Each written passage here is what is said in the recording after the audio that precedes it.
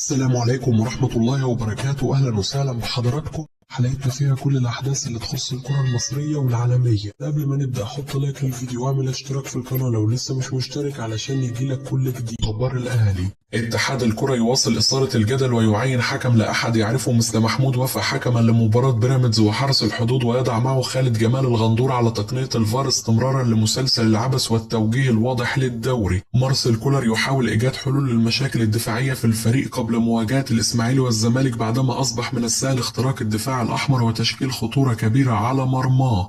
طبيب الأهلي يخضع إمام عاشور لفحص طبي جديد اليوم للإطمئنان على اللاعب بشكل أكبر، واتجاه لإراحة اللاعب أمام الإسماعيلي حال عدم تلاشي الآلام والورم البسيط حتى لا تتفاقم إصابته. وادي دجلة ينتظر بفارغ الصبر انضمام كريم الدبيس للمنتخب الوطني لمطالبة الأهلي ب4 مليون جنيه أخرى بناء على البنود التي وضعها في عقد اللاعب عند انتقاله للفريق الأحمر. سامي قمصان يحاول إقناع كولر بالدفع بأحمد رضا الوافد الجديد في قلب الدفاع بجوار رام ربيعة أمام الإسماعيلي بدلا من العشة الذي تعرض للإيقاف، خصوصا أن أشرف داري يغيب منذ فترة والدفع به أساسيا فور العودة قد يكون مجازفة. وكولر ينتظر رأي طبيب الفريق في مشاركة اللاعب المغربي أساسيا حتى يحسم موقفه. الشناوي يحصل على إشادة من كولر وجميع زملائه في الفريق بالمستوى الطيب الذي ظهر به أمام غزل المحلة بالأمس، وذلك بعد فترة اهتزاز كبيرة في المستوى. الجهاز الفني يحذر بشدة مروان عطية من الكروت الملونة أمام الإسماعيلي لتجنب الإيقاف في مباراة القمة، وبعض الأصوات في الجهاز الفني تقترح على كولر إراحة اللاعب في هذه المواجهة. كولر يؤكد أنه لا يوجد أي مشاكل مع علي معلول وأنه سيعيد اللاعب التونسي لقائمة الفريق والمشاركة تدريجيا حينما يصل إلى رتم الفريق. محمد مجدي قفشة يرد على انتقاد البعض مستواه الفترة الأخيرة وتحديدا في مباراة غزل المحلة بنشر تقييم من أحد مواقع الإحصائيات له واختياره أفضل لاعب في المباراة. الجهاز المعاون لكولر يدعم عمر الساعي ويطالبه ببذل مجهود أكبر في التدريبات للحصول على فرصة في المباريات القادمة. رضا شحاتة نجم الأهلي السابق يدافع عن جراديشار ويؤكد أنه لم تتاح له فرص في مباراة الأمس إطلاقا، وطريقة اللعب التي اعتمد عليها كولر أثرت على اللاعب بشكل كبير، ويؤكد أن تحركات اللاعب أكثر من رائعة ومع الوقت مستواه سيرتفع وسينسجم مع الفريق بشكل أكبر. محمد شوقي يرفض توقيع عقوبات مالية على مصطفى العش بعد تعرضه لطرد مباشر أمام غزل المحلة رغم وجود بنود في لائحة الفريق تمنحه الحق في ذلك، خصوصا أن اللاعب لم يكن يقصد وتورط في اللعبة بسبب تمريرة كريم الدبيس الغير موفقة. أحمد بلال نجم الأهلي السابق يؤكد أن عودة أليو ديانج للأهلي أصبحت ضرورية جدا في ظل حاجة الفريق لخدمات لاعب قوي في مركز 6 لمنافسة مروان عطية. الكابتن محمود الخطيب يصل مدينة الأقصر للإطمئنان على التجهيزات الكبيرة للحفل المنتظر والذي سيتم الكشف فيه عن مجسم استاد النادي. الأهلي يضع ضمن خططه في الانتقالات الصيفية استعادة خدمات محمد عبد المنعم ومحمد شريف وأليو ديانج لتدعيم الفريق قبل المونديال.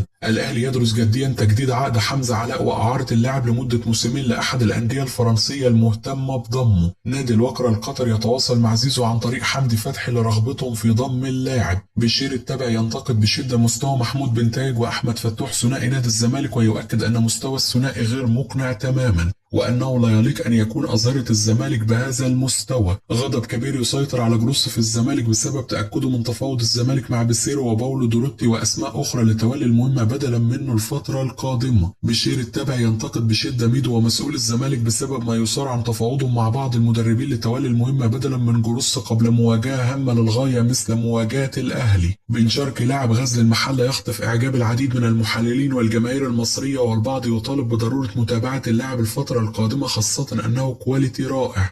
مجدي طلبة نجم الأهلي السابق يؤكد أن عدم مشاركة أحمد رضا في مواجهة غزل المحلة قد تكون منطقية في ظل ظروف المباراة الصعبة والتقدم بهدف واحد والنقص العددي بعد طرد مصطفى العش، لكن عدم مشاركة عمر الساعي لغز. ويؤكد أن طريقة اللعب الجديدة للأهلي جيدة جدا وتمنح الفريق قوة هجومية كبيرة، ولكن بعض اللاعبين تجد صعوبة كبيرة في تنفيذها في بعض المباريات مثلما حدث أمام المحلة، وأنه طبيعي جدا ما فعله كولر والدفع بثلاث لاعبين في خط الوسط لتأمين الفوز بالأمس، خاصة أن الثلاث نقاط هم الأهم. ويؤكد أن جراديشار ظلم بعدم التعاون الذي حدث بين عناصر الهجوم في الفريق والفردية التي سيطرت على أداء البعض. شريف عبد الفضيل من سمات الفرق الكبيرة تحقيق الانتصار حتى لو لم يكن الفريق في أفضل مستوياته، وهو ما يحدث حاليا للأهلي والزمالك. تعمد بعض لاعبي الزمالك الحصول على بطاقات صفراء للغياب أمام بتروجيت والاستعداد لمواجهة الأهلي أمر عادي وسبق وتكرر كثيرا، وأسهل شيء هو الحصول على الإنذارات. المباراة، ودائما ما يكون هناك اتفاقات بين اللاعبين والمدربين بشأن هذه الأمور. الأهلي بدأ مباراة غزل المحلة بالأمس، وبعض اللاعبين لا يعرفون طريقة اللعب جيدا، وبعض اللاعبين لم يستوعبوا تلك الطريقة بشكل واضح، وهذا هو السبب في العشوائية التي كنا نراها. ولم يكن الضغط على دفاع غزل المحلة بشكل منظم. جراديشار لاعب جيد جدا، لكن طريقة لعب الأهلي التي بدأ بها المباراة لابد أن يفهم كل لاعب دوره فيها جيدا، خصوصا أفشة وإمام عاشور وجراديشار. جراديشار سوف يتم الاعتماد عليه بصفة مستمرة، وهو لديه ميزة رائعة ستفيد الأهلي مستقبلا، وهي تحركاته الجيدة. وهناك مباريات سوف تحتاج لوجود ثنائي هجومي، هناك لاعبين تفهم طريقة اللعب سريعا وتنسجم معها، لكن في نفس الوقت هناك بعض العناصر لا تستوعب الطريقة الحالية بسهولة. لاعبي الأهلي لا يستطيعون تنفيذ طريقة اللعب الحالية بشكل جيد، ويحتاجون للتدريب عليها كثيرا. مارسيل كولر ليس لديه قناعة كاملة بعمر الساعي، وهذا واضح في المباريات الأخيرة، وفي بعض الأوقات يقوم بالدفع باللاعب في أوقات غير مناسبة، وسبق ودفع باللاعب في مباريات صعبة للغاية، لكنه يقدم مردود جيد ويستحق الحصول على فرصة أفضل، وهو لاعب صغير السن ومميز. وأيضا محمد عبد الله المباراة الماضية لعب بشكل جيد جدا وساهم في تحقيق الفوز، وكان يستحق المشاركة بالأمس. لولا مهارة إمام عاشور وتفوقه الكبير في الفترة الأخيرة كان الفريق سيعاني بشكل واضح في الجانب الهجومي. الدوري المصري في قمة المتعة هذا الموسم، والفوارق قريبة جدا في المستويات والنقاط، والموسم الحالي صعب جدا سواء في المنافسة على اللقب أو تحديد الهابطين لدوري المحترفين. لذلك يجب على أي فريق كبير حتى لو في أسوأ مستوياته تحقيق الفوز، وبنسبة كبيرة الأهلي في النهاية سوف يحسم لقب الدوري لصالحه،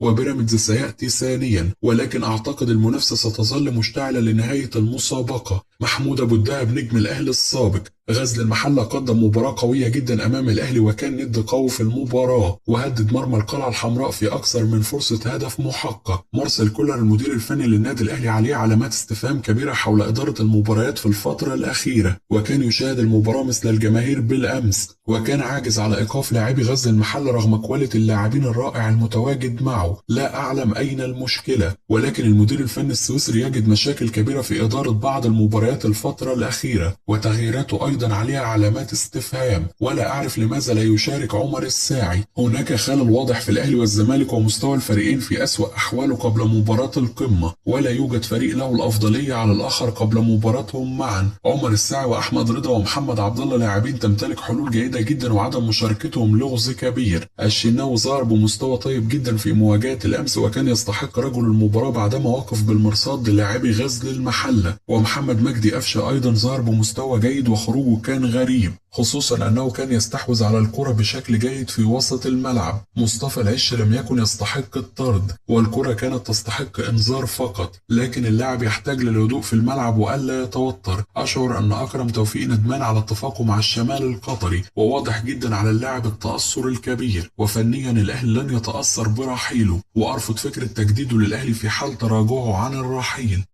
كده تكون انتهت أخبارنا، نشوفكم على خير في حلقة جديدة.